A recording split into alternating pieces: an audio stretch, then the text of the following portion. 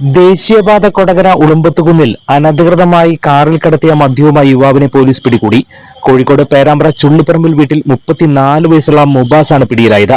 ഇയാളിൽ നിന്ന് 180 ലിറ്ററോളം ഇന്ത്യൻ നിർമ്മിത വിദേശ മദ്യം കൊടകര പോലീസും ജില്ലാ പോലീസ് ഡാൻസ് ഓഫ് സംഘവും ചേർന്ന് പിടികൂടി.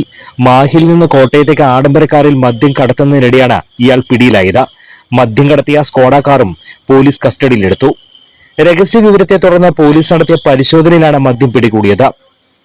കേസുകളിലാക്കിയ മദ്യം കാറിന്റെ വിവിധ ഭാഗങ്ങളിലായി ഒളിപ്പിച്ച നിലയിലായിരുന്നു. വിലപിടിപ്പുള്ള വിവിധ ബ്രാൻഡുകളിലുള്ള മദ്യമാണ് ഇയാൾ കടത്തിയത്. മാഹിയിൽ നിന്ന് വാങ്ങിയ മദ്യമാണ് ഇയാൾ കോട്ടയത്തേക്ക് കടത്തിയതെന്ന് പോലീസ് പറഞ്ഞു. പ്രതിയെ കൂടുതൽ ചോദ്യം ചെയ്ത് വരികയാണ്.